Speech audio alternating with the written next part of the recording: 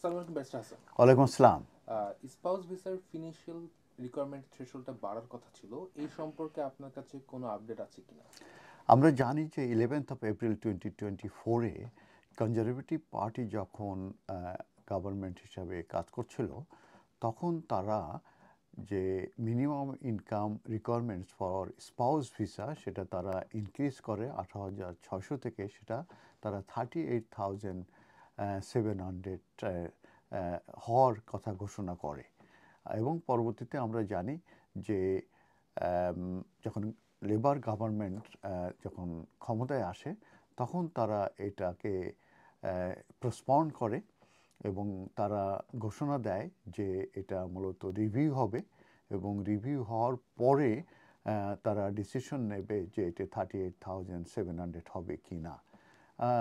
সেই সময় অবশ্য কনজারভেটিভ বলেছিল যে পার্টির বলেছিল যে মূলত এটা 29,000 ইনিশিয়ালি এটা ইনক্রিজ হবে এবং পরবর্তী 38,700 হবে। তো লেবার গভর্নমেন্ট এসে সেটা 29,000 নেই এটা রাখলো এবং বললো যে 38,000 এটা আপাতত হচ্ছে না, এটা রিভিউ করে তারপরে তারা ডিসিশন নেবে।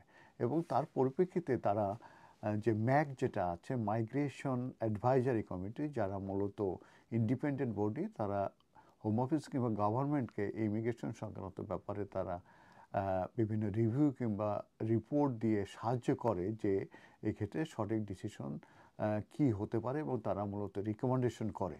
তখন ম্যাক যখন এই কাজটা পেল গভর্নমেন্টের কাছ থেকে, তখন তারা এটা কনসালটেশন দেয় এবং কনসালটেশনটা মূলত এবং আসে তার কারণ হচ্ছে যে প্রায় 100,000 ইন্ডিভিজুয়াল তারা একটা পিটিশন করে তারা সিগনেচার করে যে এটি মূলত 38,700 হওয়া সঠিক হবে না।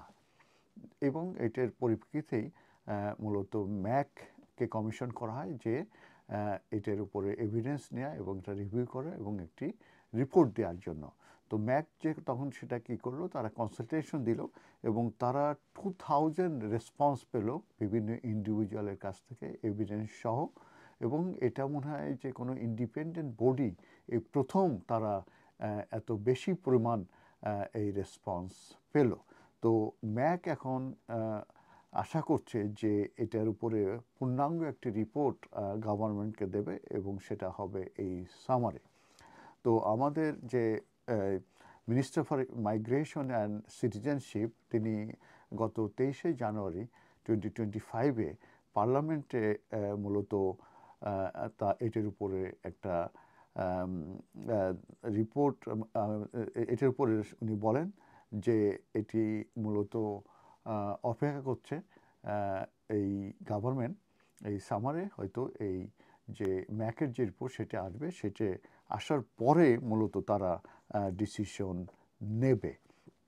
তো এই ক্ষেত্রে বলে রাখা ভালো যে এই যে 29,000 এই মুহূর্তে আছে, 38,700 হবে কি না এটা কিন্তু এখনও ফাইনালাইজ হয় নাই, কারণ ম্যাককে যে কাজটি দেওয়া হয়েছে রিভিউ করার জন্য এবং তারা প্রায় 2,000 ইন্ডিভিজুয়ালের কাছ থেকে কিন্তু এভিডেন্স এবং রেসপন্স পেয়েছে এবং তারা রিপোর্ট করবে এবং সামারে মূলত এই রিপোর্টটা দেবে।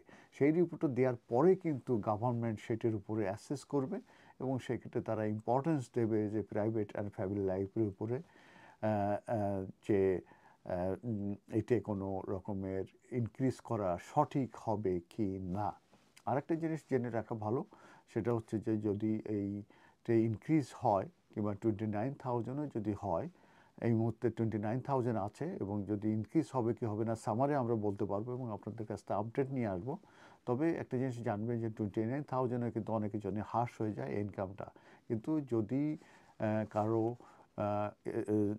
যদি কারো কোনো স্পেশাল এক্সেপশনাল সার্কামস্টেন্স থেকে থাকে এবং তার অ্যাপ্লিকেশন যদি রিফিউজ হওয়ার সম্ভাবনা থাকে এবং সেটা যদি আনজাস্টিফাইবলি হার্শ হয়ে থাকে, সেক্ষেত্রে কিন্তু তাদের যে মিনিমাম ইনকাম রিকোয়ারমেন্ট সেটা স্যাটিসফাই না করলেও সেক্ষেত্রে কিন্তু under article 8 of the European convention of human রাইটসের আন্ডারে তাদের অ্যাপ্লিকেশন কিন্তু কনসিডারেশনে নিতে হবে এবং best interest of the children কিন্তু কনসিডারেশন নিতে হবে এবং সেক্ষেত্রে অ্যাপ্লিকেশনটা কিন্তু সাকসেস হতে পারে অবশ্যই সেক্ষেত্রে 10 ইয়ার্স রুট টু সেটেলমেন্ট মূলত যে রুট আছে সেটাতে 30 মান্থসের ভিসা দিতে পারে।